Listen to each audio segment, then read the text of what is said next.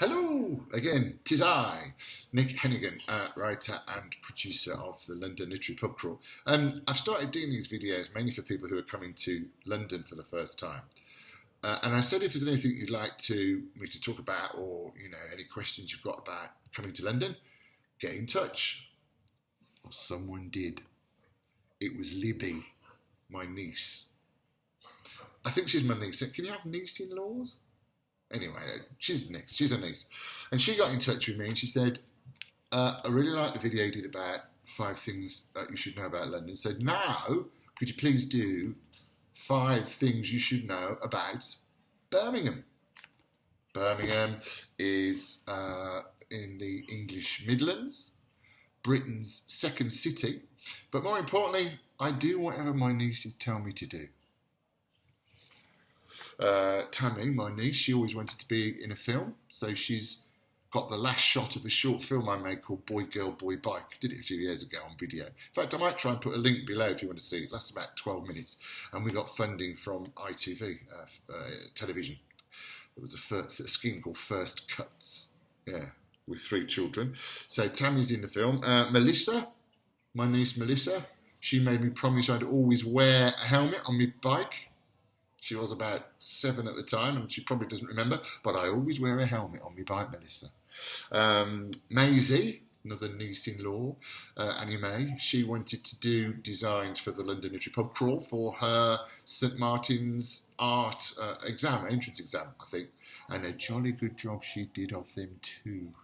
And then, of course, last but not least, Libby, who now is living overseas, wants to know 5 things about Birmingham. So, without further ado, 5 things you need to know about Birmingham in the English Midlands.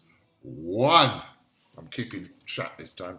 It's Britain's second city, although some of the politicians that live there tend to refer to it as Birmingham's first provincial city.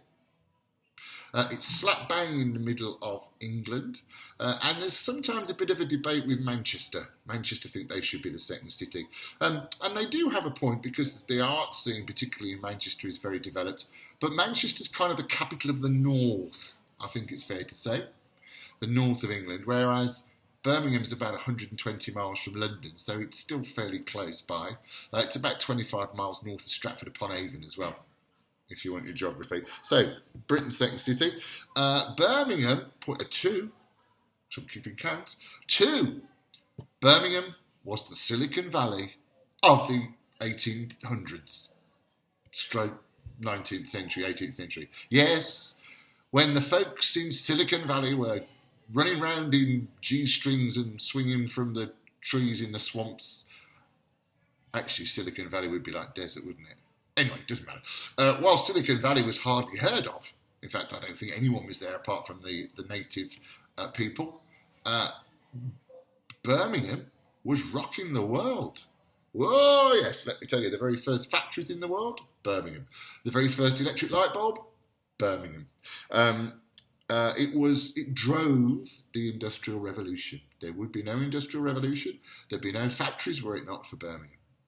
So that's not bad. Okay, point 2. Point 3. You may have seen Peaky Blinders on the television. It's a drama with Aidan Killian Murphy bloke, the Irish lad. Good lad. I met him at the Riverside Studios in Hammersmith a while ago. Good chap. Except I can't remember his name. Anyway, yes, Peaky Blinders are real. And in the 1990s, the 80s and 90s, I worked at a radio station called BR&B, which is a commercial radio station. I keep going dark and light, don't I? Sorry about that. I'm not in my garden, as you may have noticed. You can't see any birds. There's a bit of noise going on outside. This is Carnaby Street out here. This is my shared desk space.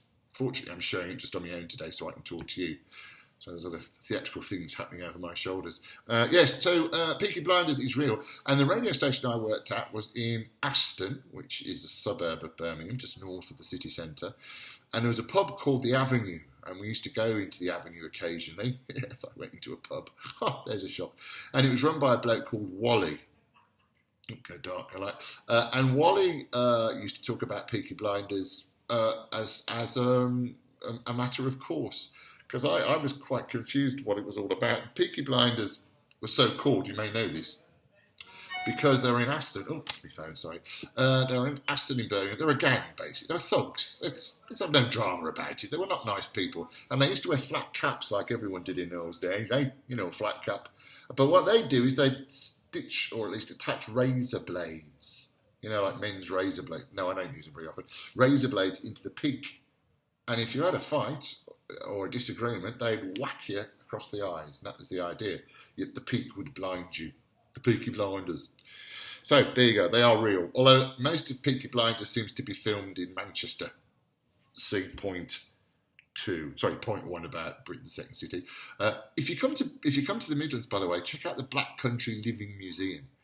And if you like Peaky Blinders, I'd check out the Black Country Living Museum as well. It's in the Black Country. I'll tell you about that in a minute. But it's a fantastic museum, and it's a living museum. It's Industrial Revolution, and there are people working there. It's great. It's great stuff. 4, talking about the Black Country and Birmingham are not the same. You've got what we in Birmingham call yam-yams in the Black Country. And the Black Country, yam go in here and yam go in there. Most people, when they do a Birmingham accent, actually do a Black Country accent, which is very much like that. So, and I actually love the Black Country. It's a great, great place. It's called the Black Country, by the way, because the Midlands was the heart of the Industrial Revolution. And of course, there were factories everywhere. Factories were invented in Birmingham and the Midlands. There were factories everywhere, and it was Queen Victoria who, every time she passed through the area now known as the Black Country, would insist that the blinds were pulled down because she couldn't cope looking at the smoke and the kind of dirt of all this industrial stuff going on.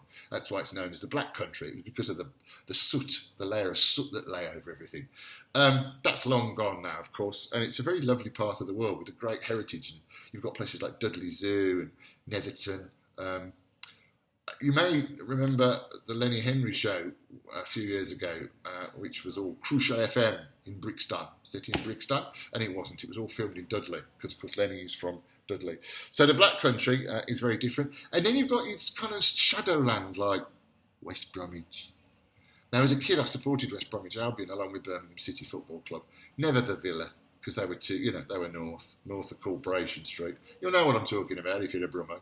But anyway, West Brom I quite liked. They played Everton, I think, in the 1968 FA Cup final. There's a mate of mine I know, Phil, you'll know.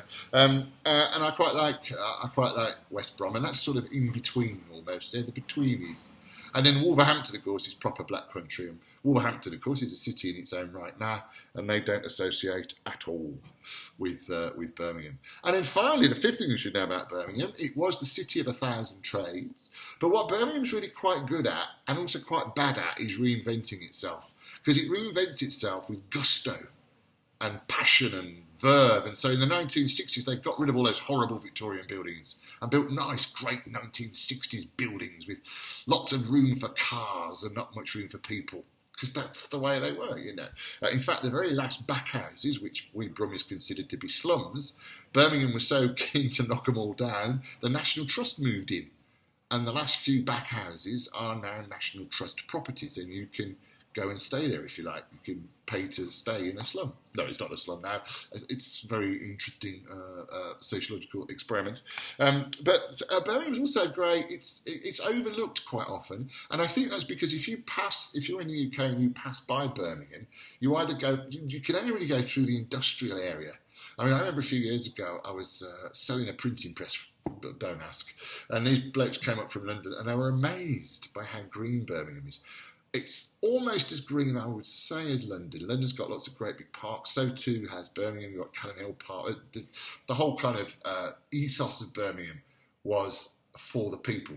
Cadbury's, of course, the chocolate makers. They set up the very first village factory, Bourneville, which was built for the workers.